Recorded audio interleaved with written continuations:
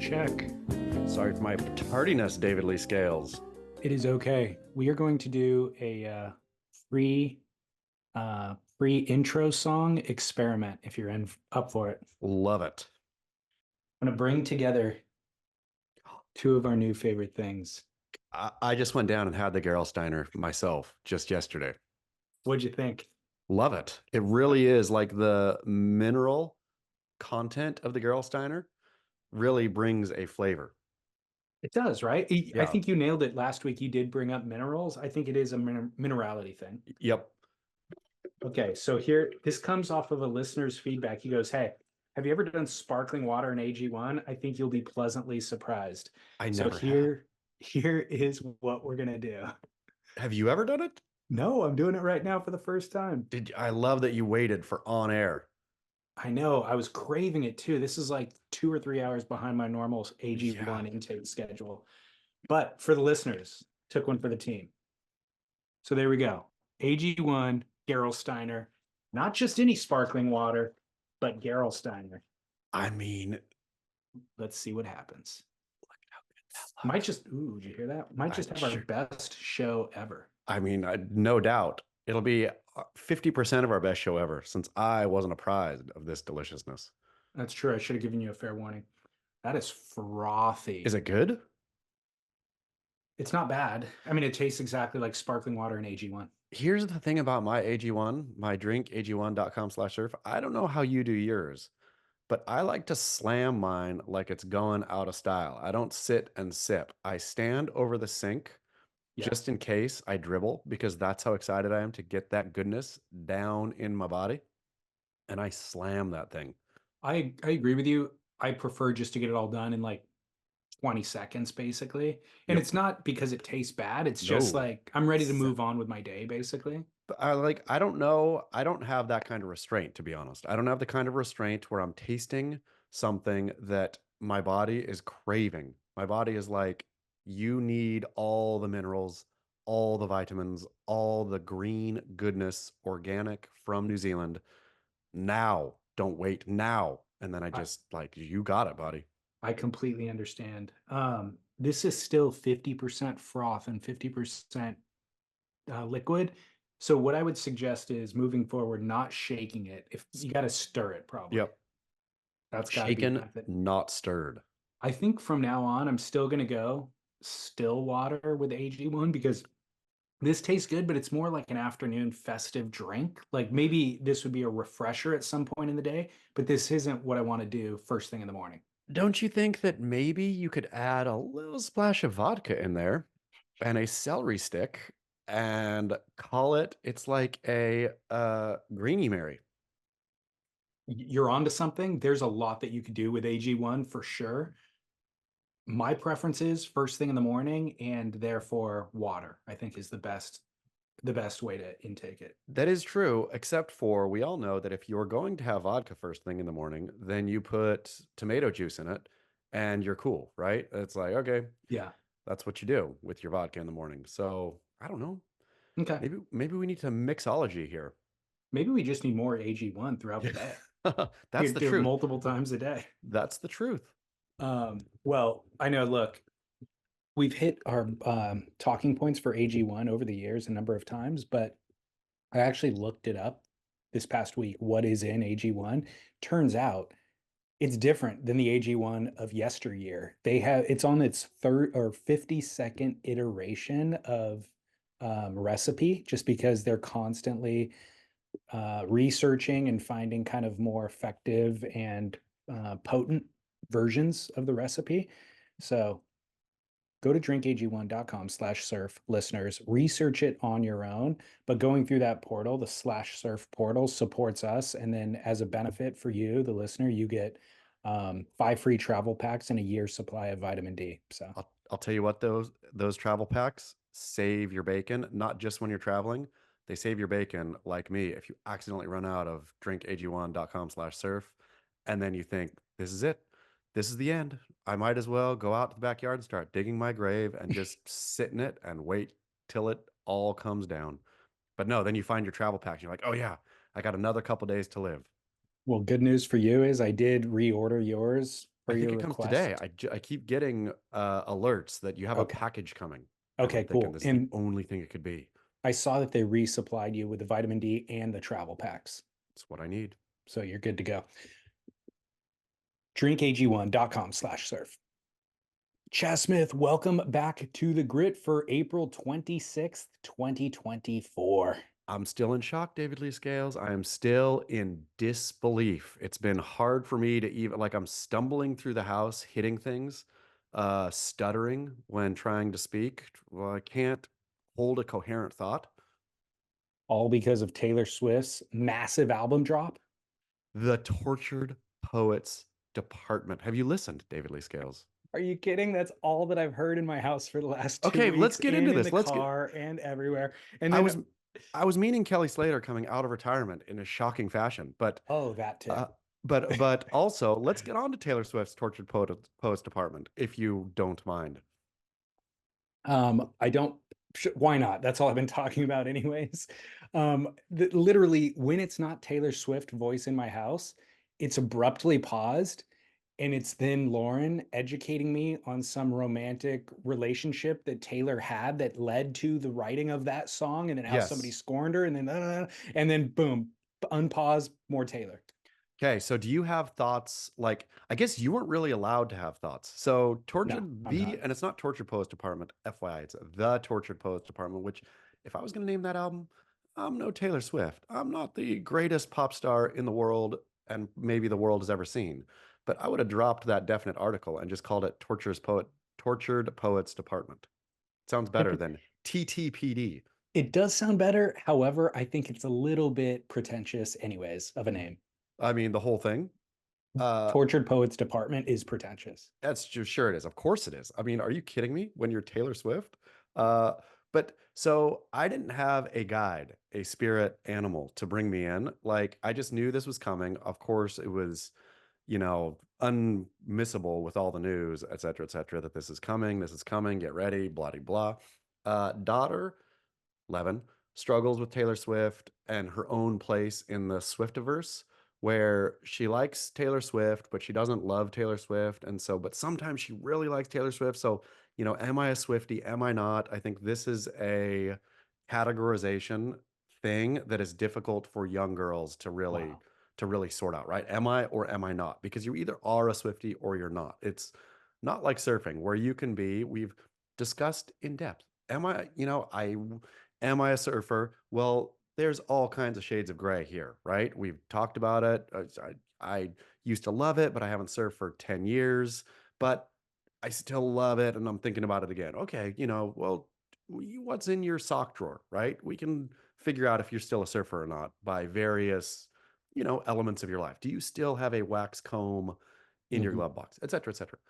You either are or you are not a Swiftie, which tough one. So, any case, daughter struggles. Torture Poet Department come on. She's not even around when I see it's dropped. So, boom, I start listening all by my lonesome. Nobody's telling me to do this. Nobody's saying. Then really trying to get through and think, okay, is this a masterpiece or is this something else? And we are going to lose all our Swifty fans right now, and we are going to get canceled, and my home is going to get burned down, and I might as well just go sit in that grave that I partially dug in the backyard and wait for it because it's not a masterpiece. This thing, you kidding me? It is bloated as all hell. It is like maybe if she burned off 90% of it, she could have made something meaningful. A. B, this shtick of going after her boyfriends, I'm all down for it. But when that is your only writing technique, when Yeah, every single song is just Easter egg after Easter egg that aren't well hidden anymore, like I right. feel that her fans really enjoyed picking through the weeds, Yeah. trying to find who is this diss track about, right? When you stinking name a song, Thank You, Amy, except you capitalize the letters KIM in the title, you kind of took the joy out for everyone, right? When the song, It's Thank You, so on the nose. every bit of this thing is on the nose, like Yeah. from the shortest man who ever lived to Yeah. the like every burn is straight up in your face. Like so I'm going up to my ex-boyfriend, Matt Healy, and I'm saying, Matt Healy, you weren't that cool this one night when you asked my friend for pills. Da, da, da, da, da, da, da. Yeah. And I've only gotten maybe 2/4 of the way through, which is half. My daughter's on the California State math test right now. We always break down to lowest common form. Uh, and I'm just like, this is a bloated, narcissistic, belly button gazing. It is the Kelly Slater of albums, David Lee Scales. Yep. The one review I saw, or somebody, I don't, it wasn't even a review, it was just somebody saying something to the effect of this was like all the songs that had been on the shelf that didn't make the cut for previous albums, essentially, or concepts that didn't make the cut for previous albums are now just put together into an album. And that's very much what it feels like. I have developed an ear for Taylor Swift, Sure. just through Who hasn't? exposure, forced exposure. And yeah, this one feels a lot lesser, like a lesser version of all the other ones. And even the poetry in it is really, really mediocre. I mean, it's, Like I've seen all these memes that just have like the lyrics taken out of context of the song, and it's just bad poetry. I mean, it's the So Spin. I think it's the writer for Spin who they had to take the writer's byline off because there was death threats and whatnot coming in for him or her. I don't even know who wrote it, but it was a fairly scathing review, which just said something like, America, if this is your best offering, open your schools. Which seriously. And the funny thing is, all of my kind of, uh, you know, critiques of Taylor Swift in the past were more about just the culture of Swift, more just about how everybody in the world is obsessed with Taylor Swift. It wasn't ever about the music or the songwriting or anything. And I've grown to even like the past hits, me too. but this is a valid critique for sure. But And I would love for our Swifty listeners, because I know you're out there. I would love for you to call, write in, and let me know what I'm missing in this one, because I am a fan of Taylor Swift. Like, I do think that, wow, what a moment, especially as the father of a young daughter, like having this younger woman as this, icon is great. And what she has done, I think, a lot of her music has been, I think, probably pretty exceptional, exceptionally written at least. And this one just seems, yes. Don't even have to talk about it anymore. a buddy, well, you were talking about maybe the biggest pop star that ever lived. I was telling a buddy a month ago about, we were just discussing the fandom. And I took that exact stance. I was just like, I've never seen, full grown adult women obsessing in Yeah. this way over a pop star collectively with 14-year-old women. There's always kind of a demographic, and this one is like breached all barriers. And he was like, no, that's not true. He doesn't have a kid who's young enough to he's not immersed in the Taylor Swift thing. So he's telling me that I am inaccurate. He goes, that's exactly what Madonna was back when I was your age. Madonna took over the world and everybody obsessed. And I'm like, it Not in the wasn't same to the way. same scale, No, And he goes, yeah, it was. You just weren't there. And I'm like, I don't know. Like, look at the actual numbers. And he goes, no, it's just that, prices are more expensive now. So that's what those numbers are buoyed by. And I'm no, like, no, this is nope. bigger. I mean, it's like, I think anybody who makes even the argument that the Beatles were bigger, it's like not the same. Like, yeah, the Beatles were humongous and Beatlemania was crazy. And there was 4 billion people who lived on the earth at that time. And so, a good whatever, let's say, I don't even know, 2 billion, we're all up involved with the Beatles.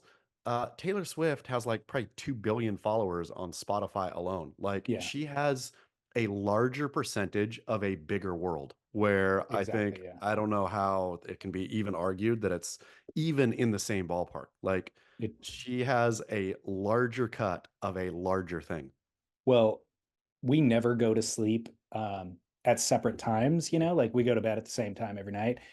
That night that album dropped was the one time Lauren was like hovering over her phone downstairs and is like, I'll come up in an hour. Like, D- I'm listening to this thing. And it- then the second half of the album dropped unexpectedly. and she's like, And I'm never coming back to bed again. I'm going to exactly. be down here for 6 months. And Send food. no visuals. It's not like you're No. watching a movie. She's just sitting there listening. It But was really, really bizarre. was she disappointed?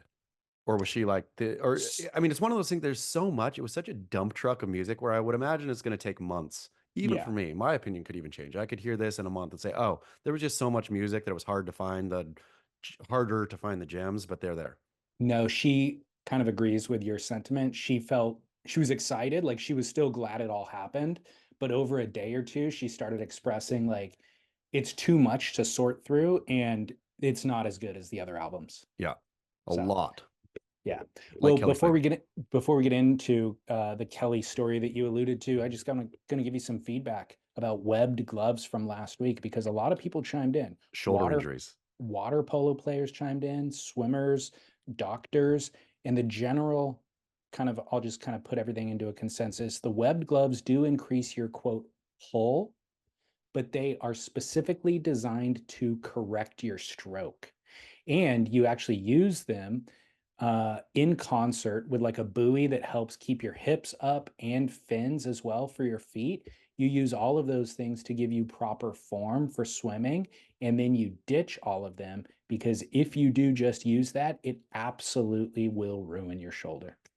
Perfect. And sometimes I think that you and I, if we were serious people with serious thoughts, we could solve the Middle Eastern crisis. We could solve the environmental crisis. If you and I had real discussions about real things, not that we would solve them, our listeners would. Our listeners would chime in and say, okay, look, I've been thinking about it, or I have my doctorate in X, Y, or Z, and the Palestinians need to do X, and the Israelis need to do Y. And then everyone would be like, oh, yeah, it's duh. That makes perfect sense. But you and I don't talk about it. So that's why it'll just be a giant, messy war forever. Forever. It's been going on forever. We would have it solved by the weekend. By the weekend, thanks to our Yep. listeners. Thanks to our listeners. So thank you, listeners. Um, we will lead into the Kelly conversation with a phone call that came in this week. Let me see if I can pull it up quickly, share the sound with you, and of course, turn the volume of my computer back on. Okay, here we go. David and Chaz, I hope this little missive finds both of you well. I was tuning into the new episode of The Grit last Friday, driving down the coast, sun was out. Great opportunity to listen to you guys chit chat about surf. And lo and behold, a little surprised to hear my name mentioned. Here's a sample of what I heard. Hoist Kelly up on our shoulders and dance around with him. Like Devon Howard's thinking posted a Kelly, like a heartfelt, to you, Kelly, for everything you've done, man, for where you've taken this blood. That was Ha! Chaz, I never posted such a thing. Well, I do appreciate that you're following what I'm doing. Never said it. Not sure who did. That's for you as the surf journalist to maybe go back and find out who made that post. I've been accused of a lot of things, but being a Kelly sycophant is one that I don't want to add to that list. No offense to Kelly. Wish him the best on his retirement, not retirement. None of us are still really sure, I guess. Anyhow, I was exploring this with my lawyer. Says I've got a few options to explore. You guys will be getting that letter shortly. In the meantime, maybe discuss. And we'll see you soon. Bon voyage. What say I, you? I really screwed him. Yeah, okay, so here's a problem though. Sorry, Dev, but as I'm scrolling through my feed at night, there was a stylish mid-lengther who wrote all those things to Kelly. And so there's somebody chiming on your whole deal. And I'll tell you who it wasn't. That stylish mid-lengther was definitely not Shane Dorian, even though he praised Kelly too. Shane Dorian is not what I would call a stylish mid-lengther. So Did you see that clip?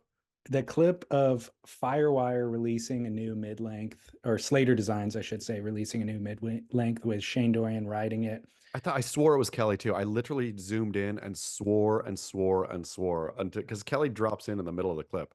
Yeah, it's not. It's Shane. There is a different clip though, not the one that you posted and wrote about, but there was a different clip with Kelly doing one turn on a left Yeah. on the mid length. But the one on Yes. the right is Shane.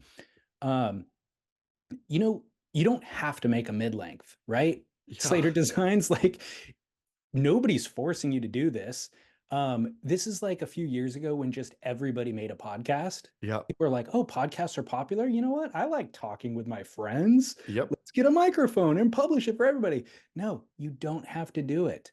Uh, I think, and it's hilarious to see when I watched that Shane Dorian clip, it would just look so out of place. It was I like a mean, monkey riding a tricycle or something. it honestly looked like a spoof. Like Yeah, it's the only thing I could think when I saw it was they are mocking, in fact, Devon. They're put it on the crappiest wave. Shane, nobody, not even I would have fun riding that wave like that, right? Like I know. it was entirely a mockery of riding a mid length. So you know why I think it looked so awkward? Because obviously Shane's a phenomenal surfer. He could ride that board very, very well under certain conditions. You know what I mean?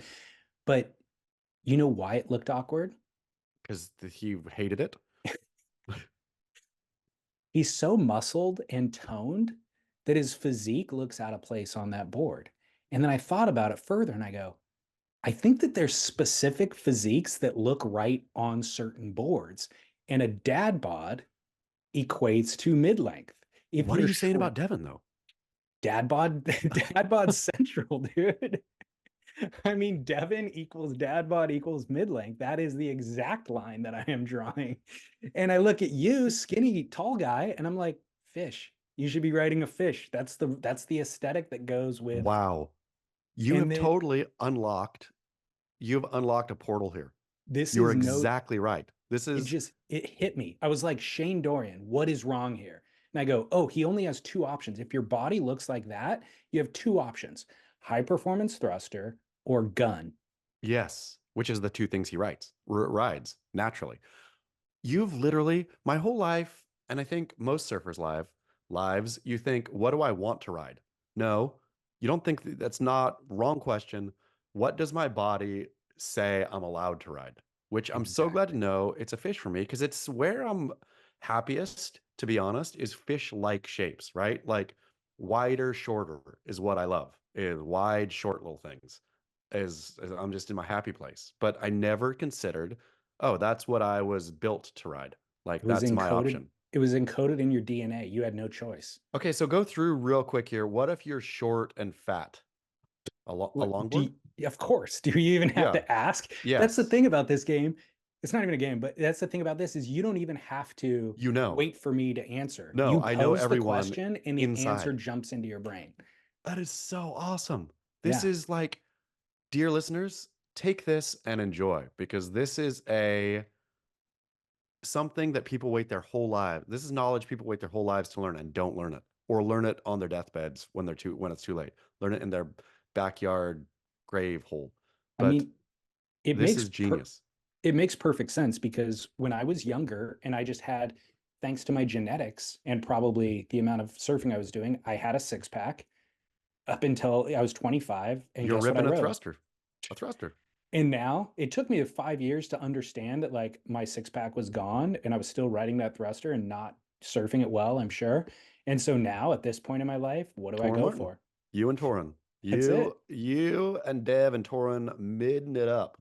Exactly. That's Exactly. great. But see, but how comforting is that to know? Like, and also, you could think to yourself, oh man, I don't want to be riding a mid. Well, guess what your option is? Get in the stinking gym and get that pack Yeah. back. And Yeah. there you go. You're back on a thruster. It's just, Yep. yeah, if you want it that bad, go work out. Yep. And so Shane Dorian really threw a wrench into just, nature's kind of design by putting his muscled tone physique on a board that was designed for a dad bod. Which is intriguing because I saw a clip yesterday, but from I want to think that the mockery, I have no idea, to be honest, what the Slater design team was even beginning to think when they put that clip out. I mean, somebody there hated midlengths, right? I don't know, somebody in like the publicity department hated midlengths because that clip was crap. A, it wasn't fun. B, it's not like, oh, look at Shane having fun on a crappy wave.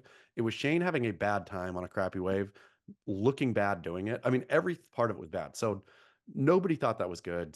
Up it went still. But did you see the follow up? So I think that somebody, the boss of the person who put that up, was like, you totally screwed us and we can't take this down because then everybody will know that this is. Ugh. And so, did you see the clip of Kelly riding his boss up or whatever it's called? What a No, dumb ass name, the boss up. It's literally no, what it's called. Did you I know that's what it was didn't. called?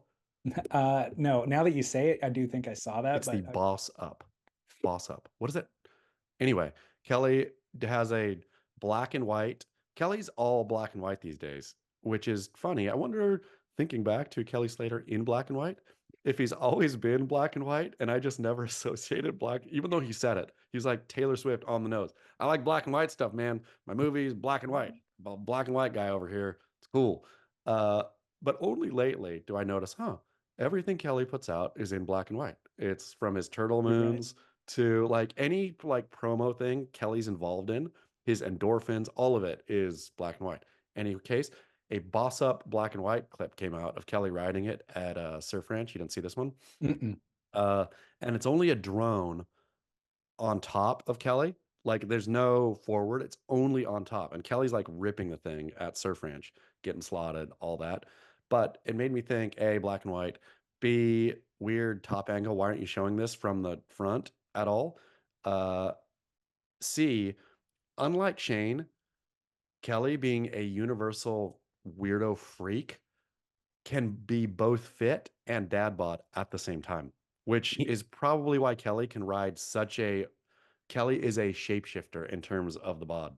he is. He showed up at Pipe the year that he won, I think, 2 years ago, and that was the storyline was Kelly Belly Slater. Yeah, Like he morphed into a dad bod for a hot minute.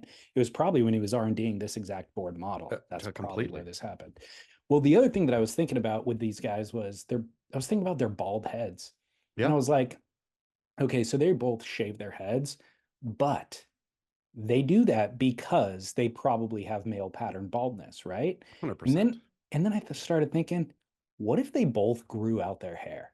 I was Ima- just thinking that as you were just saying, imagine what they would look like with a Dr. Phil cul-de-sac of hair. completely. It would be, I wonder, A, who would look better that way? Who would look better with just the sidewalls? Like, We need Photoshop to let us know. yes, DJ Seaweed calling on you, or yeah. I mean, DJ Seaweed actually, I've got another assignment for DJ Seaweed. DJ Seaweed needs to take Devon Howard's call and turn it into a disc track Yeah. Oh, because perfect. Dev, To a Taylor Swift kind of piano tune. Yeah, totally. De Devon missed his opportunity. I mean, it was Yep. great that he called in to set you straight, but it should have been a diss track about you with him singing his complaint. I've been waiting for a diss track, A, and B, Devon's voice is so fun. Hearing Devon's voice again, usually I communicate with beautiful Devon Howard via text, which is just, I realized how I'm just ripping myself off. I should just call Yeah, Devon because yeah, that, like, voice of like calm authority is soothing. totally. Couldn't agree Uh, more. But for any listeners who have Photoshop skills, we need to see a side by side of Kelly and Shane with their cul-de-sac hair.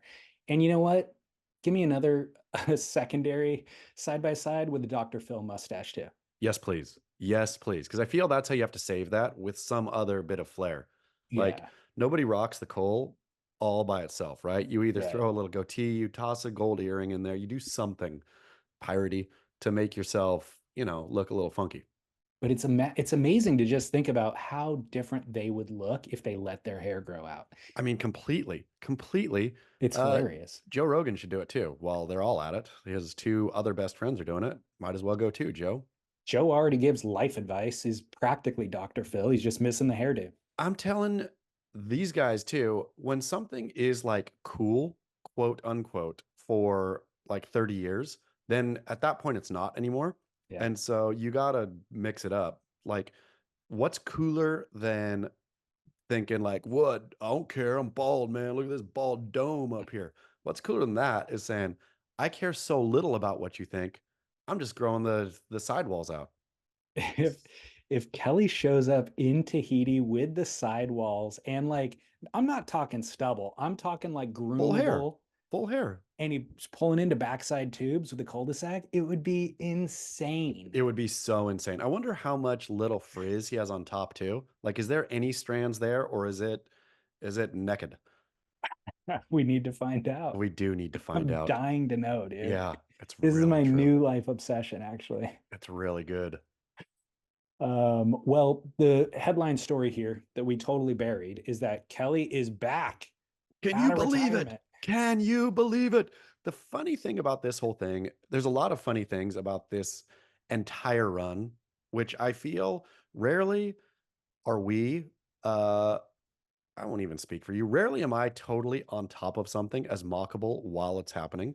Like, as totally what? And then everyone who got snowed into sending Kelly congratulatory texts, I was like, what are you people? Have you all been living under a rock for the last like 15, 20 years of Kelly's retirements? Like, Yeah. this happens all the time. Yeah. How in the world, what kind of gave you a clue that this one's different? Because he choked up on the mic there when he said, well, it's looking like we're kind of coming toward the end or whatever. See, I feel he choked up when he tried to chime in on Parko's retirement back in the day too, right? Like He chokes Kelly's, up. yeah, Kelly's will like pause and wistfully think about himself. Like, that's not that's not an uncommon occurrence in the Kelly Slater portfolio. But the fact that I saw yesterday, Martin Potter, Martin Potts Potter himself, uh, not only did he post this yesterday, he posted this after Kelly was given his or announced that he'd be going, okay, I'm retired. Not even ever said I was retired, but I'm definitely going to Tahiti and Fiji. Basically, the next two of the stops that I would have gone to anyway. And I'm not going to Brazil because I never go to Brazil. So I'm basically same old, same old. I'm always on Yeah. tour. And then Martin Potter with the big, long, emotional, Kelly, you've taught us so much, blah, blah, blah, blah, blah, blah, which, I mean, you brought up last week of people just pushing him. People like the will of the people. I guess that's the story which we addressed last week. The will of the people is for Kelly to retire. Like Martin Potter so badly wants him to retire, all subconsciously, that he writes the epitaph, uh, even when Kelly's like, nope, I'm here for another year at least, and I could maybe even requalify. Yeah.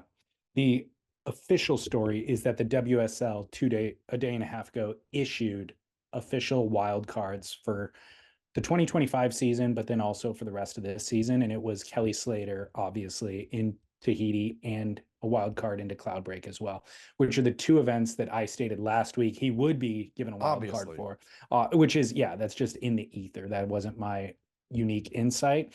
But talking about him, the confusion of people sending him into retirement was, yes, he was wistfully saying, oh, maybe things are coming to an end here. But the follow-up sentence that he delivered in that exact speech was, I'm going to get Griff back. Yes. So it was, people took the wrong sentence and ran with it. Yeah. And when he said I was going to get Griff back, as I stated last week, he specifically meant in the very next event. Like, Yes. it isn't just, oh, one day down the road, a year from now. He was literally meaning next event, I'm In a going to be heat, back in in Tahiti. a professional surf heat. And what's even crazier is he's going to Snapper today. I And mean, he's going to surf.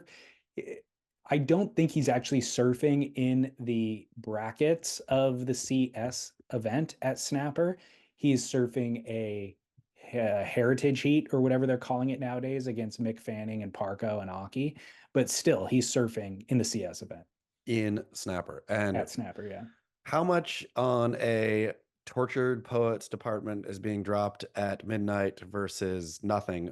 Where did Snapper returning to tour rank on your sliding scale? I like it. It ranked.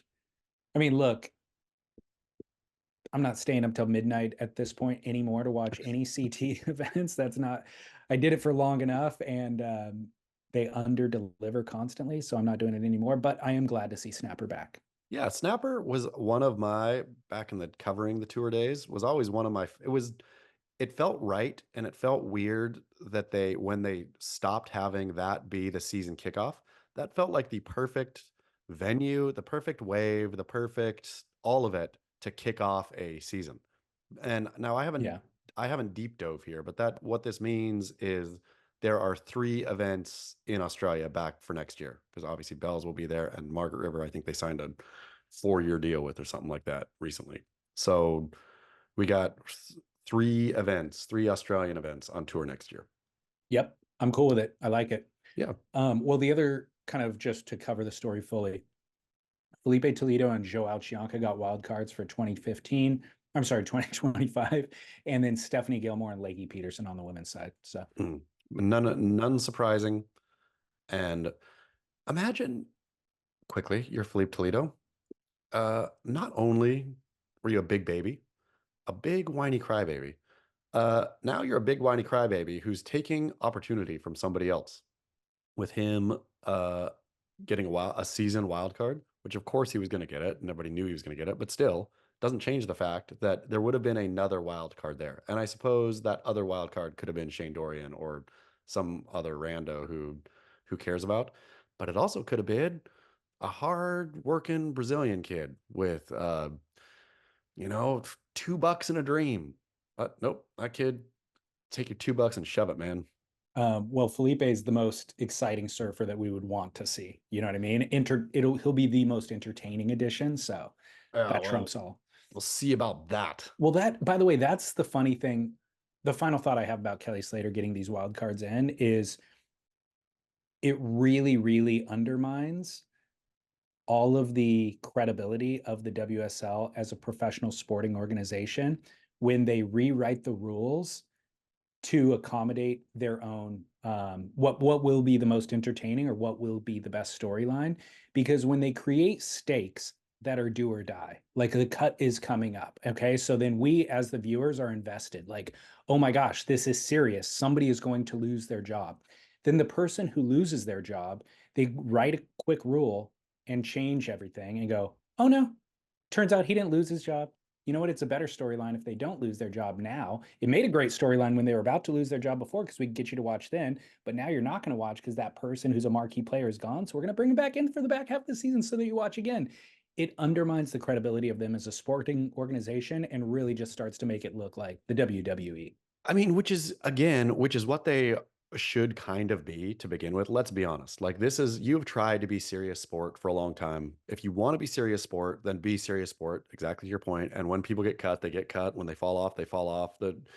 Toss wild cards out to begin with, to be honest. Or wild cards, I've always thought, should only be for local whatever, like the best local charger, right? Because I think that makes a wild card interesting, is when you throw, how does the best local charger stack up against, the best in the world? That's always an interesting thing. But when Kelly Slater's getting your wild card for Tahiti, screw that. Like, I know how Kelly surfs there and whatever. If he dropped off tour, sorry about it, you dropped off tour. Like, I want to see the top of the top, Tahitian Chopu local kid out there, especially at those waves where, I mean, I remember getting on Dave Prodan back in the day about, are you cutting all the pipe specialists? Those are the best. And he was like, this guys never do anything. I mean, sorry, Dave, for outing you as anti-Hawaiian and rude, but it's true. He was like, these guys don't get past the first round. So I was like, I don't care. Like, the hope of seeing one of these pipe specialist chargers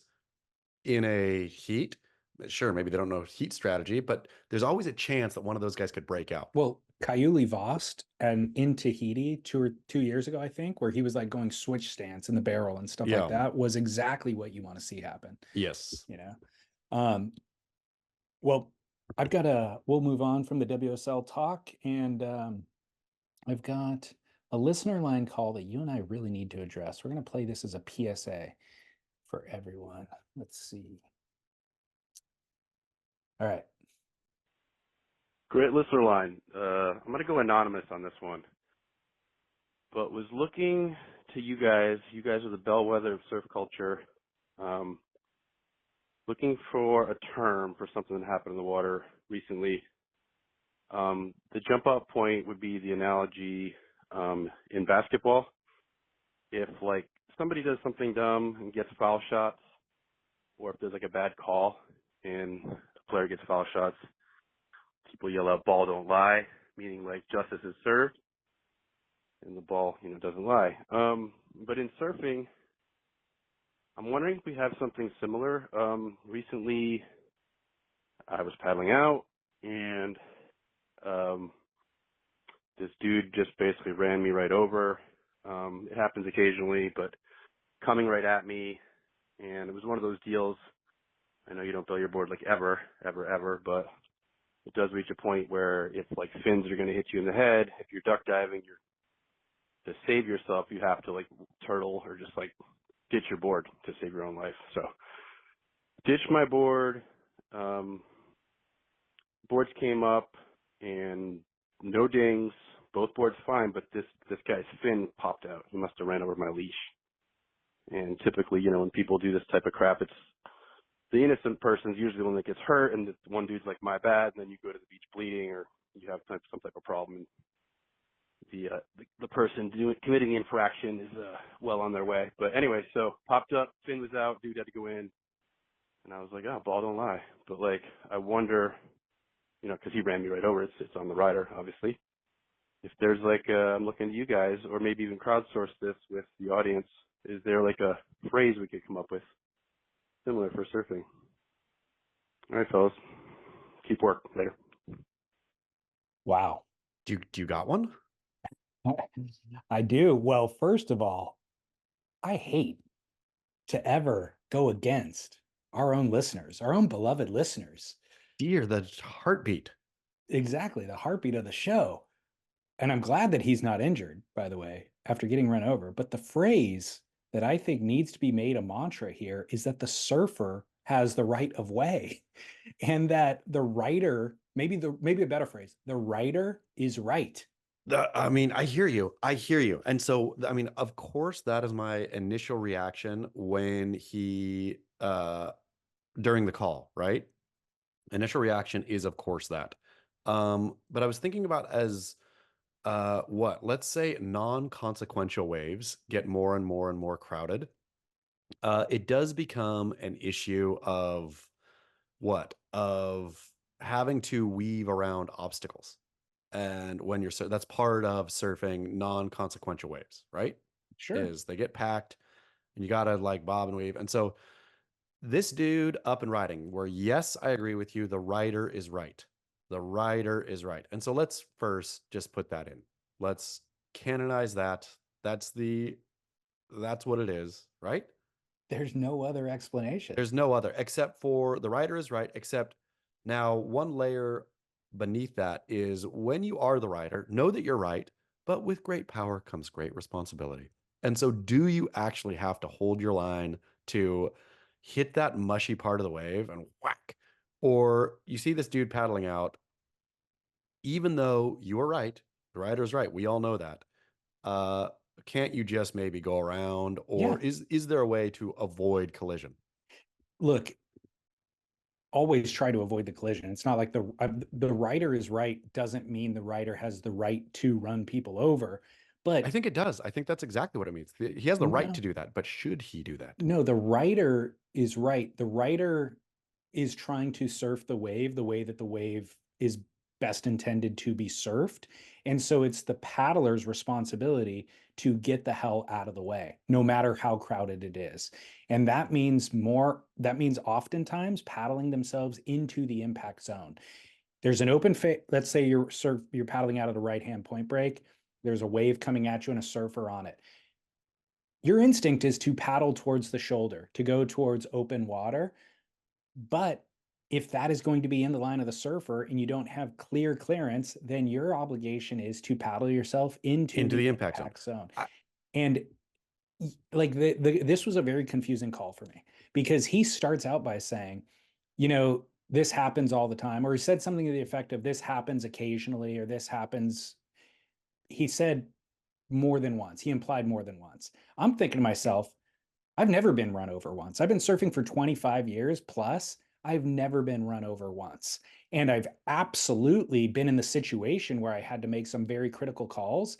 And I've even had to duck dive surfers, you know, where it's like, I'm not duck diving the wave. Normally you time your duck dive to kind of get under the impact of the wave.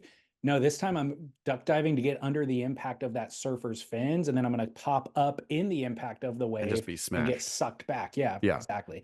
or I'm going to paddle myself into the impact zone where there's rocks and I have to just ditch my board and flounder and starfish under the wave, to try to but I'm never ever ditching my board in front of the surfer or paddling into where the surfer's going.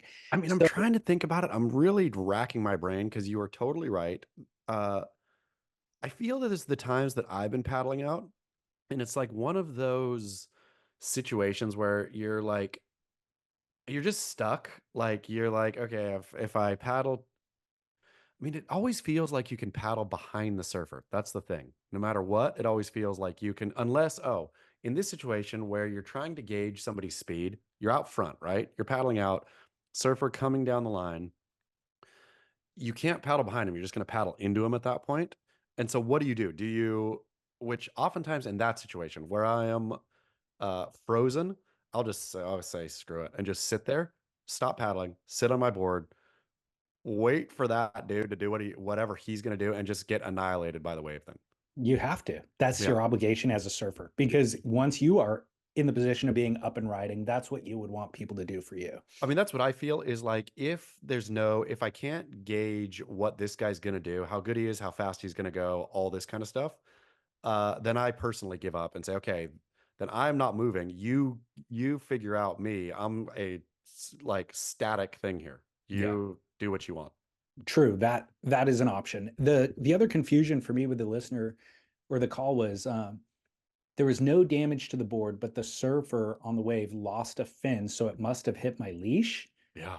I was like, I don't know how that's ever happened. Like if it was one of those newer fangled FCS ones that like don't have screws that you pop in and out, maybe the leash could have popped it out. And I guess I don't know. I was just very confused by that. I couldn't even imagine how that would happen. I But suppose with the FCS non-screw one, I could see how if your leash was really taut, yeah, because if there's no dings in the board and the board's like twisting up in the leash where the leash catches the fin and pops it. yeah.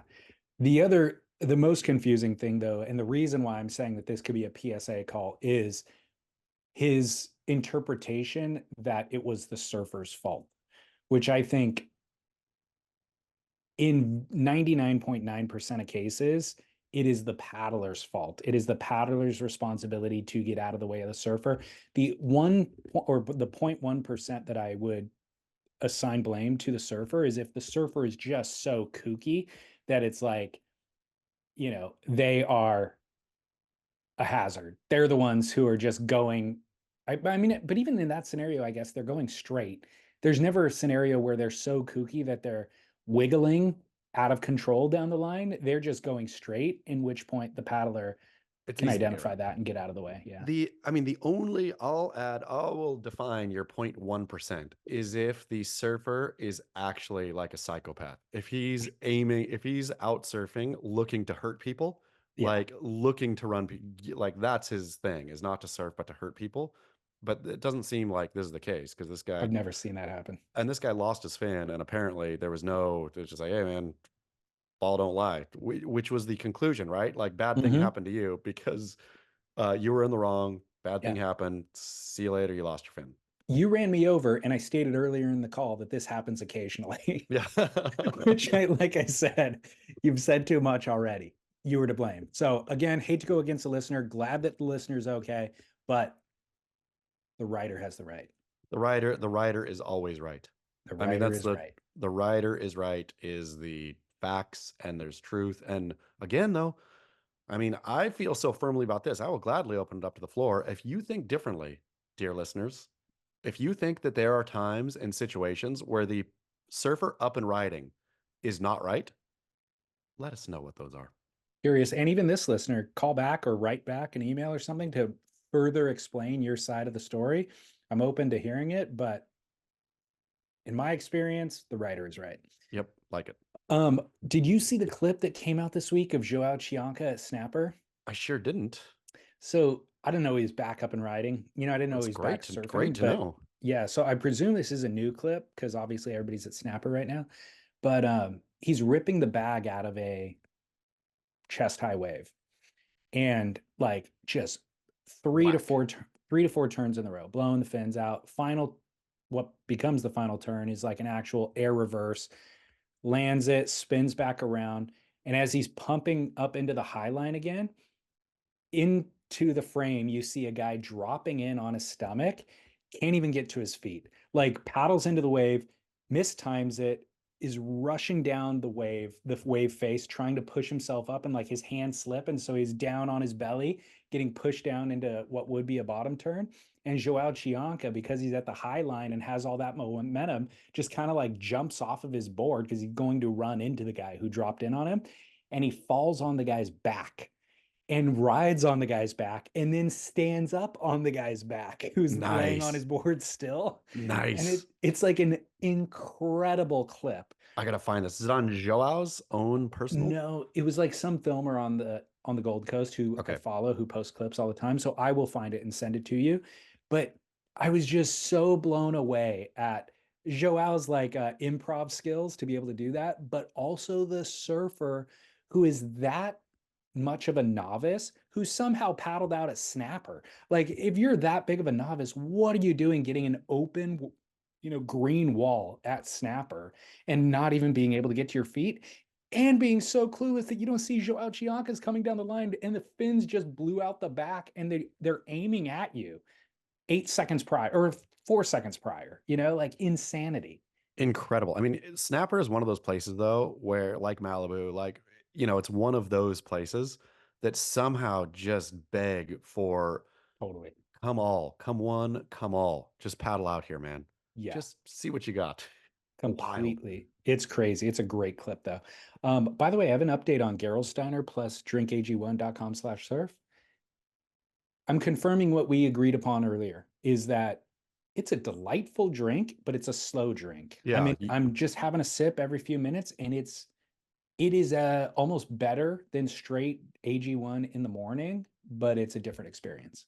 And I mean, because only freaks, I would imagine, slam bubbly water. You don't slam bubbly water, you sip bubbly water. Not.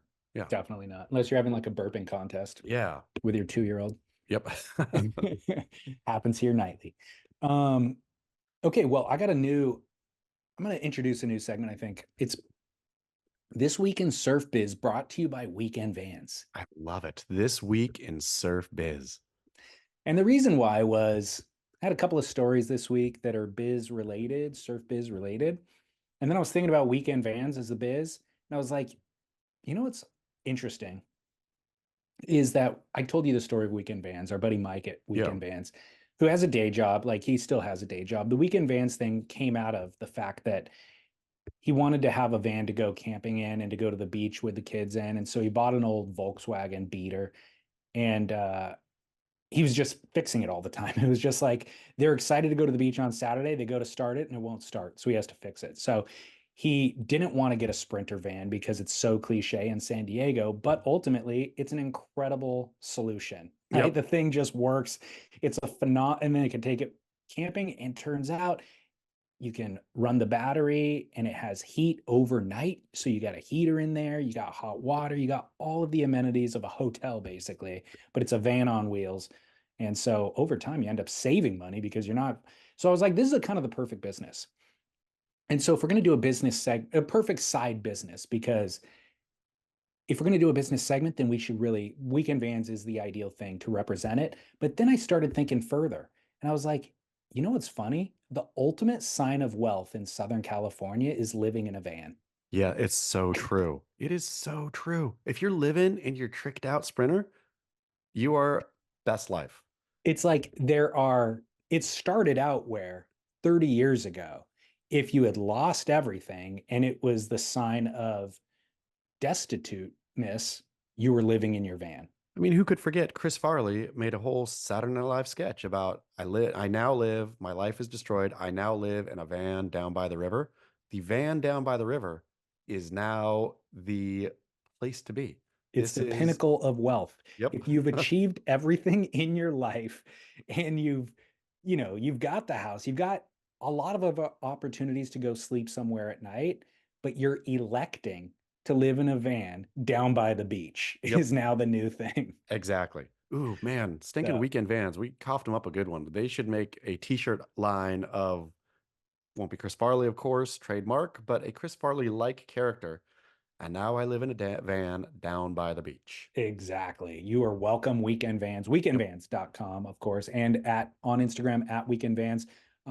They will, I mean, no sense in doing it yourself and doing it half-assed. Go to Weekend Vans and have them do it for you. They will build you out a Sprinter van to your specs for the ultimate ideal life, or you could just rent one. Chaz and I have access to one that we've used as a podcast mobile studio, and you can rent that exact van out and take it anywhere you want.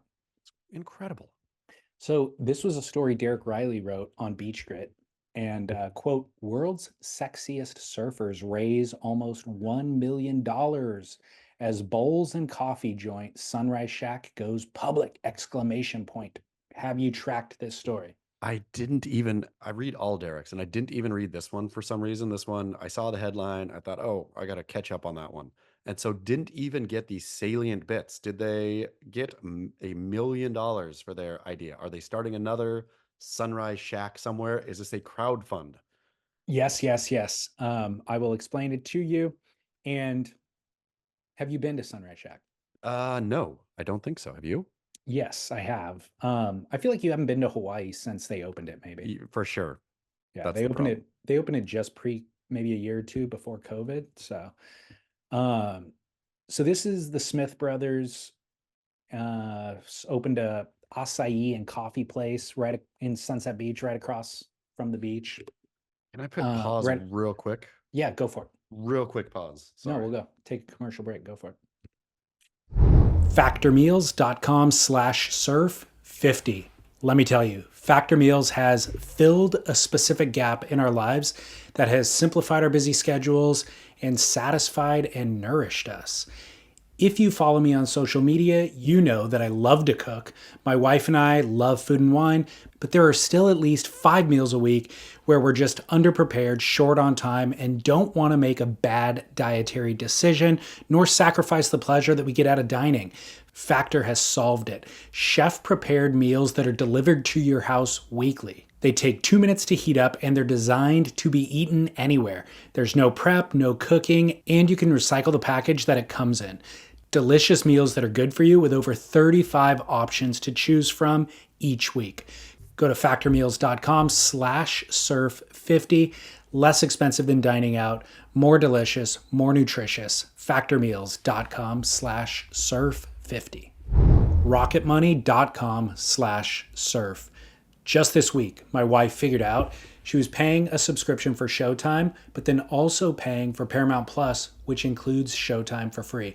That's precisely what Rocket Money was designed for. A modern tool that meticulously tracks the details that we easily get distracted from. It's a finance app that finds and cancels your unwanted subscriptions, monitors your monthly spending, and helps you lower your bills. It gives you freedom by helping you see your subscriptions in a simple dashboard and alerts you about hidden fees or increases. Rocket Money has over 5 million users and has helped save its members an average of $720 a year with over $500 million in canceled subscriptions. Stop wasting money on things that you don't use. Cancel your unwanted subscriptions by going to rocketmoney.com/surf. Calm the clutter in your head, simplify the tedium of your financial life, and find freedom through rocketmoney.com/surf. So the Smith Bros opened the Sunrise Shack across the street from Sunset Beach. And Derek Riley wrote this. I'll just start quoting him. He said, 8 years ago, Koa and his bros Alex and Travis and Koa Rothman opened a cute little coffee and bowls joint called Sunrise Shack amid a plumeria farm just across the road from the world famous Sunset Beach. The initial offering was pretty basic, coffees, teas, but the place soon blossomed into a more popular eatery on the North Shore with its zeitgeisty feel-good menu of wellness shots, smoothies, banana bread. And now they have locations all over Oahu, Waikiki, Ala Moana Center, Kailua, Sharks Cove, as well as Sunset, with predicted revenues set to hit $5 million a year. The 4 wildly handsome Hawaiian-born surfers are ambitious as hell. And they started basically, I'll just start paraphrasing. They set up a crowdfunding through a portal called Start Engine, where you can sell shares to individuals One share was set at $7.50 with a minimum buy-in of $240. A raft of bonuses were set to lure investors, with anyone dropping 100 G's on their Ohana package, getting one of the founders signed surfboards and a flight to Hawaii to get a surf lesson with one of the founders. Anyways, they raised almost $800,000 through Start Engine with individually funded investments in their business. Do people actually have a stake in the business, or is it like you give to the business and then you just feel good about giving to the business? I believe that you do have a stake in the business. Okay, if the value of, the company rises, then your share rises in value. well, great. I wonder, how do you feel that, because I would imagine one of these things, you would think, I'm no Hawaiian financial genius, but you'd think one of these things is a build to sell, right? That you build this up and then you sell it to a bigger company. I wonder how a bigger company feels or likes having like 1,200 micro investors to pay out at the end, or if that's just, oh, no worries, we just, pay them out, buy them out often. But I mean, it must all be in the fine print here of like, you So can't dig your I'm heels in and say, I'm not selling. I'm glad you asked about the fine print.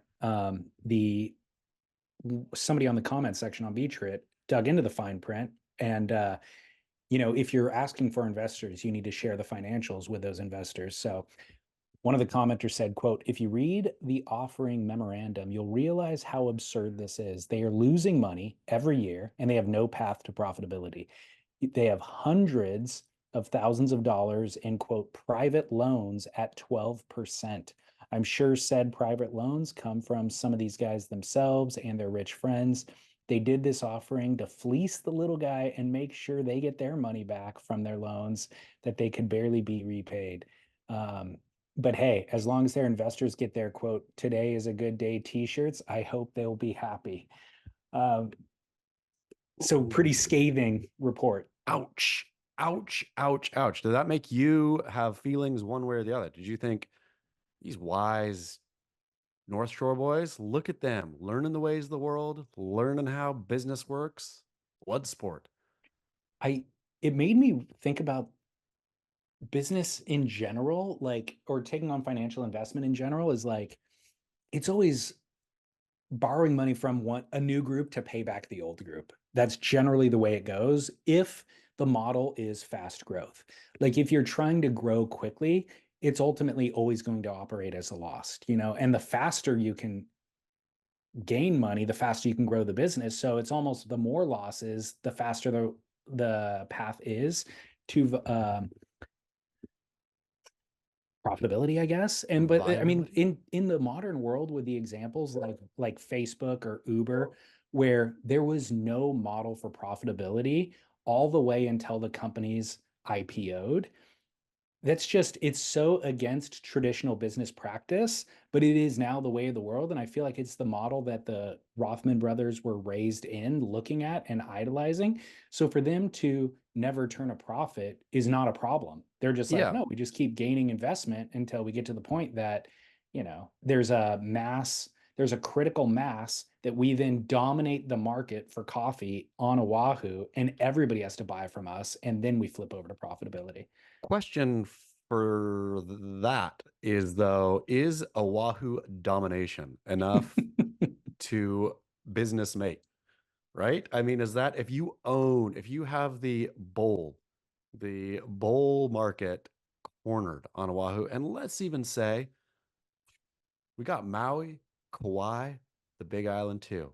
We got Hawaiian archipelago domination. How much does that actually equal in terms of how big is that business? Is it a, $10 million business at that point? Well, apparently $5 million in revenue between the current locations. So yeah, it sounds like it could be 10 million for sure. But what are the operating costs? If they haven't found profitability with those few stores at 5 million, then with 5 million in revenues, I would question. And like the commenter said, no path to profitability. Like, what is the plan? If you do have that many stores, what is the plan for profitability at that point? And if you don't have a plan, then the answer is no, you absolutely will not. The surprising thing, you mentioned they had a kiosk or at least a space in Waikiki. Yeah. it perpetually surprises me, I suppose, that Waikiki, Honolulu is one of the most expensive cities in the entire world. Does that surprise you? Shocking.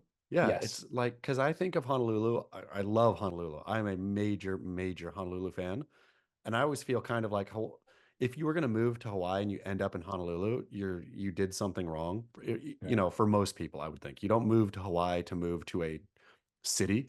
Uh, and so then I always think, well, so then prices should theoretically be cheap there. But no, it's like wildly expensive. So I could Totally. imagine that like rent on that space is like eating up the cost for all of the rest of their businesses. But they got to have if you're not going to have an outpost in Waikiki, then you might as well not be in business full stop. I know. I with their social profiles and their talent as surfers and their good looks, they should be able to leverage all of those things to make a profitable business. And I think the Sunrise Shack's a great idea. It's actually it seems like if you're going to transfer or leverage your profile into a business opportunity, this seems like a good business Really opportunity. though? It I seems mean, so it complicated. It seems like all the amount of in and out, like the ingredients and stuff like that, right? They're not, I mean, especially if you have a robust offering, then you are, oh man, the price of peanut butter just went up. Our peanut butter smoothie now is, all of that seems like the best thing to do. I'm no businessman. Very clearly, I'm no businessman, but a simple product that you can kind of at least have a gauge on the rising, whatever of its components, rising or falling cost of the components, where it seems like at a place like a Sunrise Shack, it's called Sunset mhm. Shack? Sunset. Sunrise, sunrise. And that's the thing too. I'm gonna not to really poo-poo on to poo-poo touch a thriving business, but the name doesn't say anything to me. None of it signifies to me at all. Like neither the offering nor the name. Like, yeah. Well, sunrise at sunset, and you obviously have an acai bowl or a pitaya bowl at sunrise is when you do it. So it's the Cool. Sunrise Shack. You go there at sunrise. But I agree with you. I don't want, if I was Koa Smith, I want to be investing in this business or starting this business to work the actual booth. You would get other people, but you're leveraging your profile and your health and wellness style of life to move product at the booth, So all of that made sense to me. It's shocking to me that they couldn't find profitability up until this point. And then the detail of like, we're going to get people to crowdfund it to the tune of almost $1 million is also feels a little bit I don't know. What's the right word? Shady? Shifty? But Uh I love the idea though. Like it's again, I've mentioned on the show before, it's why I love the Green Bay Packers and they're fully shifty in terms of selling shares, yeah, right? yeah, yeah, I yeah. bought a share and I get nothing. I know I get nothing, but it still feels good to me and it feels good that the Packers are whatever shiftiness is happening, that the Packers are the only major sports franchise in the world owned by the fans. Yeah. And so if I was an investor in Sunrise Shacks, maybe I could think, I don't care. I don't care what they're doing. I know that I own a piece of a business in Oahu. Yeah. And who can say that? Yeah. Well, maybe. Hopefully they leverage this windfall of cash into profitability and everybody wins. The other news story coming out felt like a direct attack at you and I. Tell me. Matt Biolis took to Instagram 36 hours ago to write, quote, "There's virtually no surfing media outlets left in California. The big dog that still exists is happy to create more content and relentless overcrowding rather than celebrating or broadcasting local talents. More and more of the local kids are taking things into their own hands with the demise of surf media and the floundering surf industry. Youngsters need to get creative and take responsibility for themselves and their own brand. Once again, bolstered by the Pied Piper, Kaloe Andino, and his 2% Surf Union, and the Cola Bros leading the way, San Clemente's young hotshots, blah, blah, blah. He goes on to then promote a couple of his team riders, um, Carson Carr and Cannon Carr, who have a series on YouTube called Car Stories, and then also the Walla Kids, who are doing a series called Board Bag Diaries. So he's highlighting those with this Instagram post, but coming out hot against surf media in the opening salvo. Good on you, Matt Biolis. And I will say, yes, I will co-sign and say, yeah, kid, San Clemente kid or whoever kid, if you got a dream of like reinventing what surf journalism should look like, please do not leave it up to mid 40-year-olds to figure this out. Go do your own thing, man. Like, excited to see what comes out. But let me also add, Matt Biolis is not in the media space. And I'm glad it'd be like Matt Biolis. Just FYI, would be like me saying, there's no more good boards coming out of California. And so kids, go shape new exciting things. And by good boards, I mean there's good boards. It's good expensive boards for old people. Kids, I haven't seen Matt Biolis innovate in years and years and years. Go do something radical, et cetera, right? Same diff. Yeah. Totally also true. I mean, not that Matt Biolis doesn't make good boards, but in terms of old men being the vanguard of anything, definitely there is room and space in surfboard shaping for a whole new young crop to come up and try different things, just as there is in surf media. But since Matt is going after what they should do, let me tell you, kids, nobody needs another YouTube channel. Nobody needs another podcast. Figure out a way to communicate that's not already weird and dead and saturated. Like, I haven't watched Car Stories. I haven't watched whatever the other one is. Nobody needs that. Nobody needs another YouTube. Not one person needs another Man, YouTube. that's kind of a great point. I would argue even against kind of the other point about old dudes not needing to kind of try to figure this out. If you actually look at the surf brands who are still thriving, it's old brands focused on older demographics. Like the rainbows, like everybody always talks about like, oh, the focus on the youth, that's kind of what is takes the temperature of the culture, and that is what defines the culture for the next 10 years or whatever. Look at rainbow sandals. Look at the Surfer's Journal. Look at the Surfer's Journal, the only, you know what I mean? Like the one of the very few, or Surfing World as well.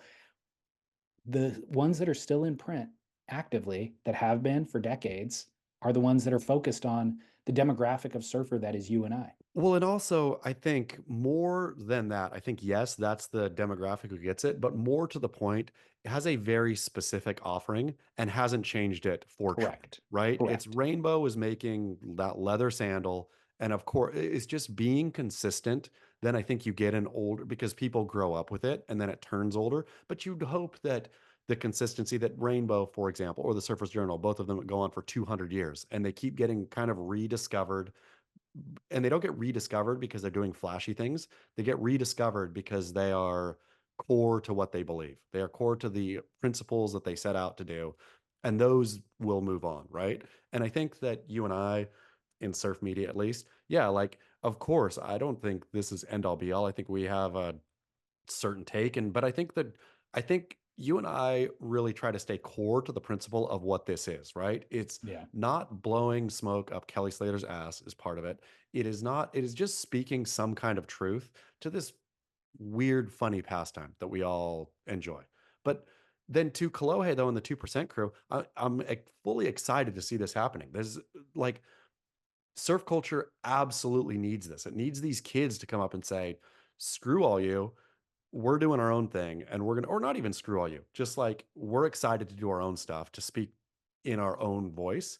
Matt Biolis, though, oftentimes will get over his skis in thinking that he is going to be like, Matt Biolis is, I will say, not complete understanding of a landscape and then going in as the voice of authority. It'd be the same exact, and I would have the same exact standing to go talk about the board building industry in Southern California and how it's stale, how it has been choked by brands like Lost, who choke out any kind of innovation, and then we're left with this flat same. Thanks, Yeah. Matt. I do like, though, that Matt, even though he has a limited understanding or limited, his finger might not be on the pulse of like what we're doing or whatever else is going on, he still comes out with a definitive opening statement that is scathing. Like, that is his style. You know That what I is mean? Matt It's just Biolis.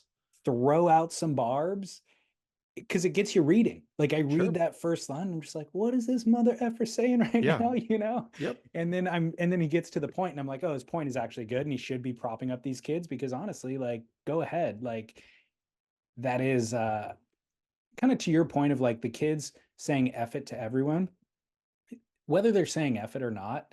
I mean, Kaloe is with his 2% mission statement. He specifically says Yeah. F you to the industry.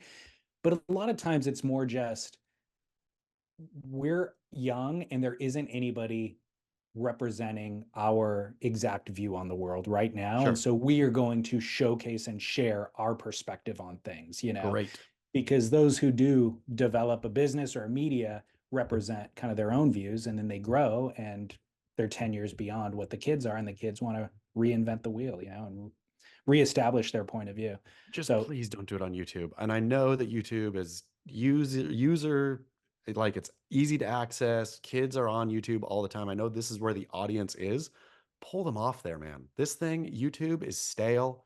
The can go like talk about we're gonna do a new cool like what made a zine cool back in the day is that there was no control over who read it, right? Like you could go make your zine and then bring it to school or throw it at people's doorsteps or whatever. And I'm not saying that let's all go back to zines, but I'm saying anyone could read it. You could put that thing as much money as you had to print it. That's as many copies you had. Boom. YouTube is controlled and owned and all of it by it's a corporate monster.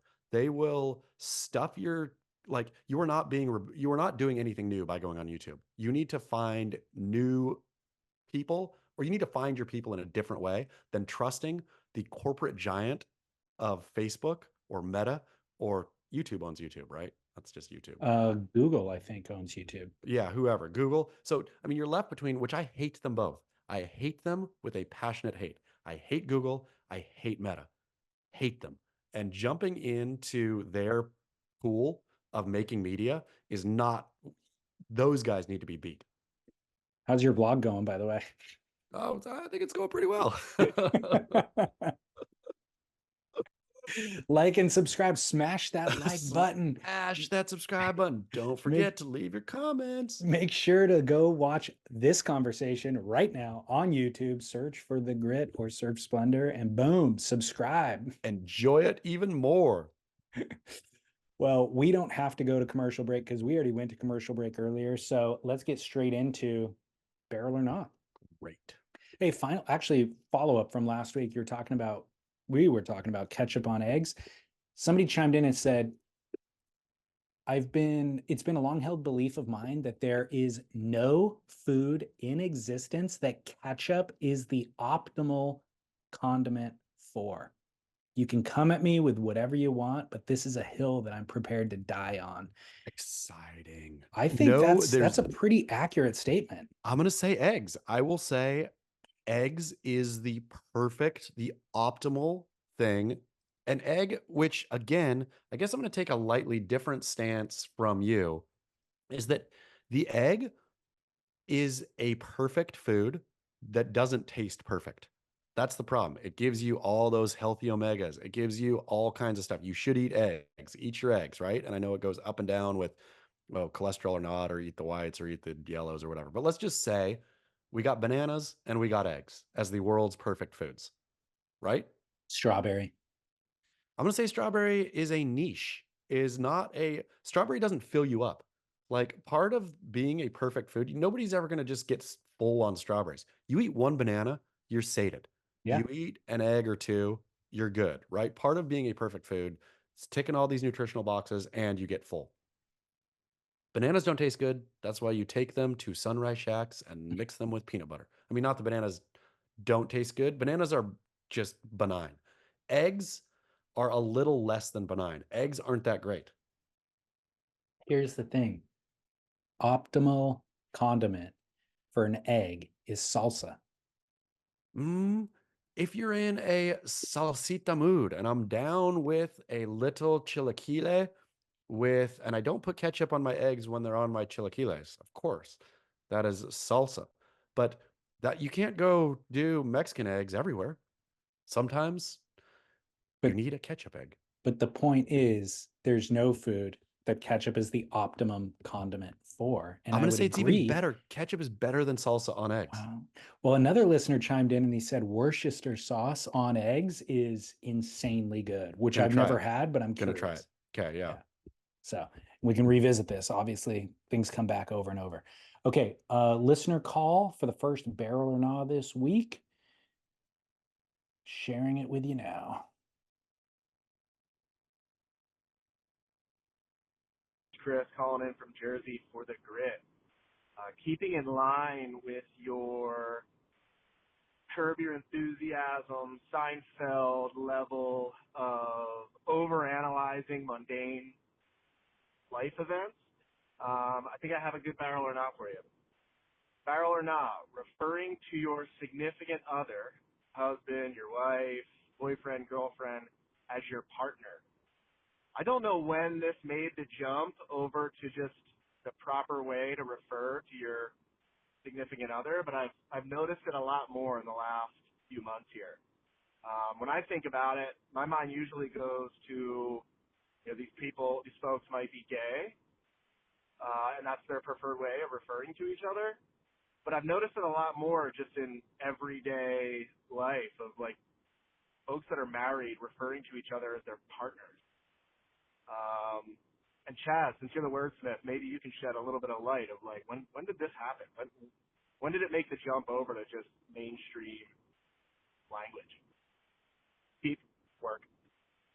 He's totally right. I've noticed love this it. happen too, and I haven't really analyzed it until now. I absolutely love it. I have analyzed it. And to answer his last question first, when did this happen?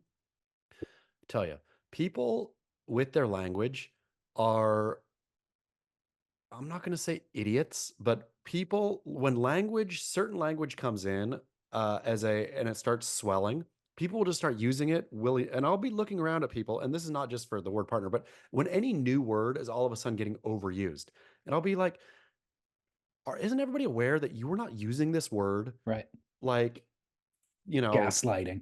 exactly. Nobody was using this word, and now you're using it like multiple times a day, right? Or even let's say with what was the soccer show that everybody loved? Welcome to Wrexham. No, that one too, but the one with the actor in it and the actress, the Jason Sudeikis one. Oh yeah, Ted Lasso. Ted Lasso. So Ted Lasso in there says, like, I don't appreciate that, or I don't appreciate it's I appreciate you, right? Nobody said appreciate you before Ted Lasso. Now I hear appreciate you all the time. And I'm thinking, are you not aware that you heard a TV show, you heard something on there, you heard it enough, and now you're using it? Like, that's weird, man. You are like caught up in like a very unconscious trend that you're speaking out of your mouth. Not cool. Yeah. I think partner is one of these things. Partner became uh the thing to say, because it's just like, so I married my best friend, right? I hate that too. You did not marry your best friend. These are categories. Partner is a category of person in your life. Usually that comes with a noun in front of it. That noun is business. This is your business partner. You run business together. This is not a relationship. I mean, partner is a relationship, a business relationship. Do not ever call your loved one your partner. Your wife is your wife. Your friends are your friends. Your business partner is your business partner. When you're gay and you're coupling, this is where everything got screwed up, because they started just borrowing words willy-nilly and then became cool. So partner, that works. We're partners. Da, da, da, da. And then that goes, everybody wants to be gay now. So that just goes broad, right? Partner, Life partner, partners. partner. Yeah, life partner. That's like a better description, because you're more than my wife. No, be satisfied. You have the word wife, you have the word husband. That's done. Keep that way. That is not your partner. Your wife or your girlfriend is not your partner. She is your wife or girlfriend. There's a word for that. So I think, so you're advocating we break it all down. Break down the partner usage, like go against the grain and don't use partner. No, the only place partner, you and I are podcast partners. Yeah. So that's specific. You have to put a qualifier in front of it and to define what it is. So I agree with you. I agree with you entirely. I did get duped into using partner as kind of the default in recent years, because I thought that it would It be elevated the less. wife. No, it wasn't for I don't use it necessarily, but when I'm referring to other people and I don't know exactly how they prefer to be, uh, referred to, then I just use partner as the default, knowing that it will be the less offensive of anything. Because I think you're right. It started with gay couples, not, maybe a adult male not wanting to refer to his adult male partner as being, His this is my boyfriend, husband or or this is my husband. boyfriend or I hear whatever. you, but it was So, but I think it onus got was on them. murky. It also got murky with adults in general. Like if you're 45 years old, referring to this is my girlfriend, it sounds weird. And they're not your wife. And so you just say, this is my partner, and maybe they're not your fiance, and that's a sensitive subject. So then you just say partner because girlfriend sounds weird at that age. I totally agree. You're exactly right. This is specifically and precisely where it came from on both sides, right? If you are 45, that's why I forced wife to marry me after 3 weeks of knowing her, is because I was like, we can't date. I'm way too old to be your boyfriend. And so it's marriage or nothing, man. It's like, we're getting married or we're breaking up. Both of us had been divorced before. What's another ex, right? Like, and at least then you're something. You are, this is my husband. Now he's my ex-husband. This is my wife. Now he's my ex-wife. Uh, if you are embarrassed, if you were in a situation where you're 45, 50, can't say boyfriend, girlfriend, uh, that's on you, man. Like, I'm sorry. Like, you are making decisions. You've got to say, this is my girlfriend or my boyfriend, and you are being a little baby. So just own that little babiness every day. A. B, with the partner thing, uh, our dear gay friends, it was on you to invent a new word. You made this mainstream. You made the gay relationship mainstream, which is great. Bravo. Well done. You did the work. You didn't finish the work. You didn't apply a name to what a gay husband or gay wife is called. You Mhm. had one more step to do. And like, right when it's like, you know, what, we bought a house together and woo, and then you went and partied because you bought a house, but you forgot to sign the mortgage papers. Like the job isn't done. Job isn't over. But forgot to put furniture in. Yeah, you need to define it. You need to define what you are. And so I gladly go around and say, this is such and such wife, and then force other people to correct you in public and say, oh, actually, or just like stew on it poorly or whatever. There is definitions for things. If you are presenting as something and you're not that, then you tell me what you are. You tell me what you want to be called, not partner. It's not Well, generic. the two additional thoughts I have is that by referring to them as partner, it leaves a lot of questions. I immediately think, oh, so you guys aren't married? Yeah, Like, oh, you have a kid together and you refer to as your partner. So does that mean they're not married? I'm wondering. And it's not that I'm judging, I'm just of curious course now. not. Like I have a This is a bunch of judgment-free questions. zone here. All of this is Exactly. judgment-free. So the other thing that I will say is that in relation to your business partner thing, it takes away the sexuality if I refer to Lauren as my partner. Like Completely. We I work want, together. I specifically want to define her as my wife so as to define her as having a very specific and unique relationship with me that nobody else on the planet has, and me with her. Her Yes. with, you know what I mean? And so referring to her as a partner really sanitizes the dynamic of our relationship, and it also makes it less unique. It makes it similar to, I do have Chaz as a partner too. He's a podcast partner, and then I have Yep. somebody else as a business partner. Yep. And so she's one of many partners in my life. No, she's not. She's my wife. And words do have power. We know this. Sticks and stones do break bones. They speak, like, words have power. And so if you call your significant other, your partner, to David Lee's specific point, what will happen is your relationship will then start resembling the partner relationship, which is businessy. And Transactional. it's a transactional thing. Yep. Exactly. It is. Sex is going away. You're doing, unless you want to start calling your wife your hooker, then you can make it sexy and transactional. You know what? I'm gonna start referring to her as my ex-girlfriend. Yeah, totally. She used to be. Completely. And how amazing would that be at a party? Yeah, this is Austin, our boy, is my ex-girlfriend, Lauren. It would be so good. People, they'd have so many questions. They'd be like, "Oh, wow, you guys get along really well." Yeah, of course we do. She's my wife. Oh, what? Wait, what? Yeah, she used to be my girlfriend. Now she's my wife. I'm totally gonna borrow this too. But that's what, like, Words are also fun to flatten everything too. I'm too confused by everything. Let's just call everyone partner. What Yeah, gives, yeah, like variety is the spice of life, man. And so exactly. figure out what if you are, dear listener, if you are one of these, and I know there's a ton of you out there who have fallen into the partner trap. You didn't mean to, you're just there.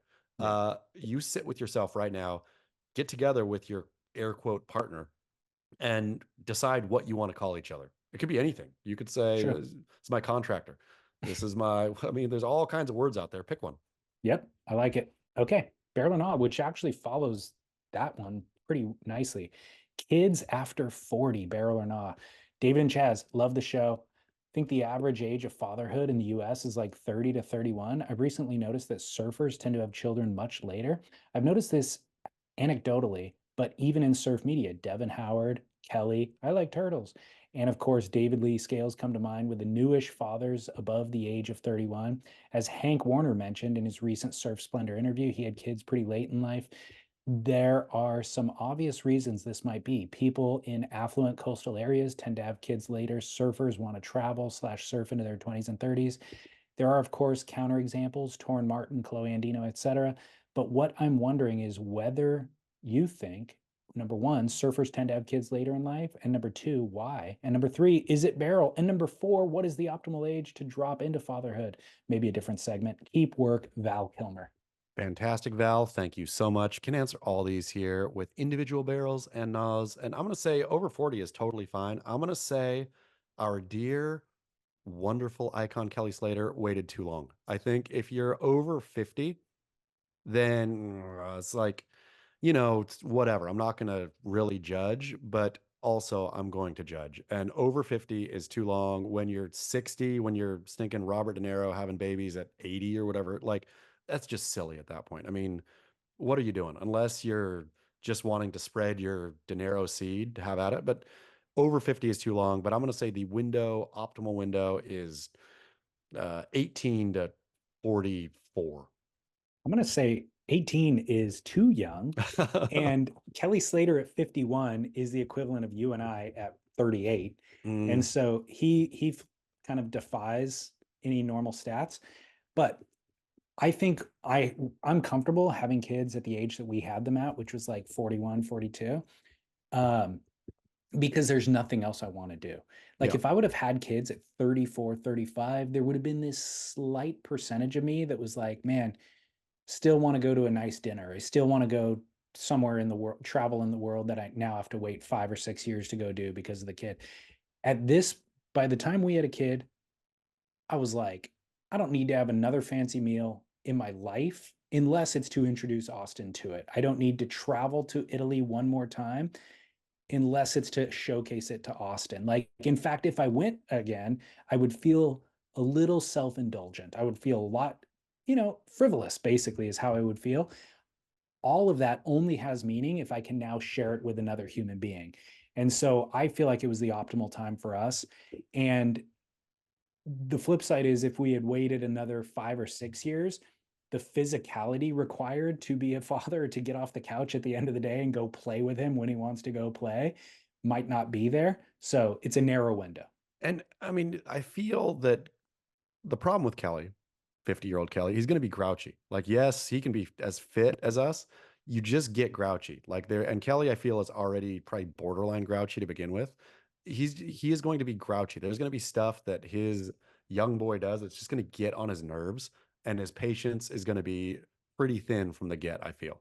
Yeah. Which that's why I think more than whatever, like you got to be able to maximize both your attention span and your patience, like which makes, I think, an ideal parent, right? When you have a real long attention span and also loads of patience. And so whenever you have those things in abundant supply, I say it could be anywhere again, 18. Have out, man, travel like I know some good friends who have had kids at 18 and now their kids are 18 and having kids at 18.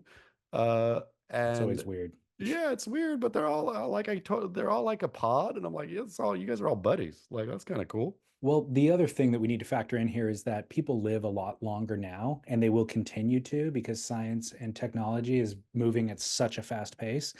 And so, you know, I people haven't had seen kids it. in their 20s because they died in their 60s and 70s. And now if you're going to live to your 80s and 90s, then you can have kids in your 30s and 40s. I still haven't seen the technology of grouch moving up though. I still see like mid to late 40-year-olds start to get grouchy. Of course, they're going to live till 110. They're just going to be grouchy for a lot longer. Like somebody, I mean, I guess maybe that's what the pharmaceutical companies would say drugs are for.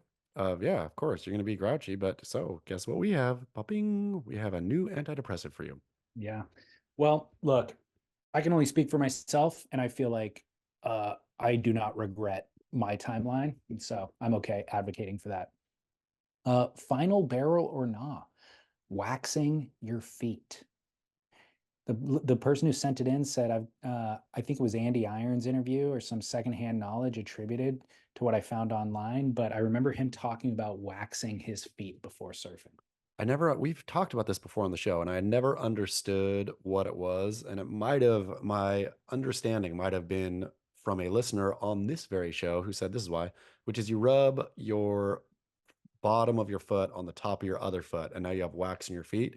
And I'm all for waxing top of your foot. If you are, there's two criteria that must be met. You have to be able to stick in air reverse, and the water has to be over 82 degrees Fahrenheit. So I remember, I agree with you. Those are great addendums to the rule. I remember Shea Lopez is who I heard talking about this, and it was specifically when he was surfing lowers. And because when you walk on those cobbles that have moss, some of that moss slipperiness sticks to the bottom of your foot, and then you end up in the water paddling out for your heat, and you slip off on your first wave. So what he would do is wax the top of his feet, like you said, step on the moss, and then when he gets into the water, rub the moss off or rub the wax on the bottom of the foot with the top of the other foot, like a little grasshopper would or a cricket.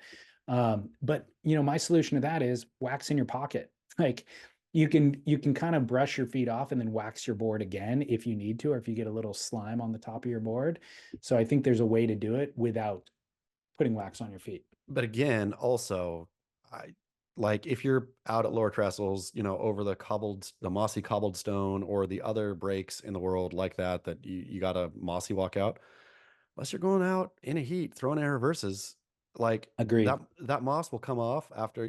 Sure, you might have a slippery-ish first wave, but your next one will be fine. Also, I feel like even the waxing of the feet isn't a perfect solution. You know what I mean? Like You've you're noticed not. that people have stopped. I haven't seen Yeah, a that's pro true. like you used to see during a CT contest before they would paddle out, them waxing the top of their feet. I have not seen that in a year. I really don't think it's an effective method to actually solve the problem that they're trying to solve. I think wax in your pocket might be just as effective and uh, more effective, in fact. Hope the So 2% crew does a foot top of foot wax. I would buy it. yeah, you think so? How do you feel about the 2%? So I'm gonna. I already reached out to Chloe, and I'm gonna get him on the podcast when he gets back from Australia, and we're gonna do a deep dive because I do want to address some of the way that I feel and have him kind of talk me through it. Yeah. I'm all for the revolution and the rebellion that they are talking about. And, we've seen it over and over and over again, not just in surfing, but in youth. Youth wants to do this thing. It just feels a little odd. Manufactured? Well, yeah, I mean, I agree with you, manufactured. He's doing a lesser organic version of what Dane Reynolds is doing. So it does feel more manufactured. But my point was just that wasn't he the poster child for the corporate takeover of surfing? Like he was He was sponsored, Corpo Andino. That was his nickname. Corpo he Andino. he was literally sponsored by Target, Nike. Nike. Nike was the biggest culprit of the takeover of surfing, and so he was their poster boy and he earned a handsome living for decades off of that. And so it just feels a little, I don't want to say hypocritical. I don't even want to say disingenuous because I do believe that it is genuine, but it feels odd to have him being the one who is, the leader of the rebellion. As a good Christian boy, David Lee Scales, the Apostle Paul, real anti-Christian, anti-early Christian, killing them, stoning them, involved in beating them to death, and then went on the road to Emmaus. Bang, blinded, comes to the true understanding of, okay, it's all about this. I'm going to say there's no wrong time to have your Emmaus Road moment. Or was it Road to Damascus? I think Damascus. Road to Damascus, I think might have been where the blinding happened. Yeah, exactly. Yeah, Not okay. Emmaus. Sorry, Damascus. But all to say, though, like, sure, Kolohe lived this life, this extravagant, decadent corporate life, and then boom, woke up one morning and realized it's not about this, man. It's about the kids. It's about like doing stuff and surfing and making stuff. Da, da, da, da, da. I'm all for the 2% crew, all to say. Look, if he would have had that conversion when he was collecting those paychecks and then denied those paychecks and was like, no, this is wrong. He waited until his contract with O'Neill ended, basically, to write that mission statement, And so that feels a little odd to me. The other thing is, it's the people, it feels a little too angry. Like all of the X or the F words that are in that mission statement and like the direct finger pointing at the industry feels disrespectful to the thing that you came from. Like there's a way to share that messaging and a way to write that thing that is just all about grassroots movement and focused on the youth themselves without sticking a middle finger up to the thing that allowed all of these people to have the thing that they have, I gotta say, I'm excited about your conversation with Kolohe and Dino. I'll be Yeah. tuning in.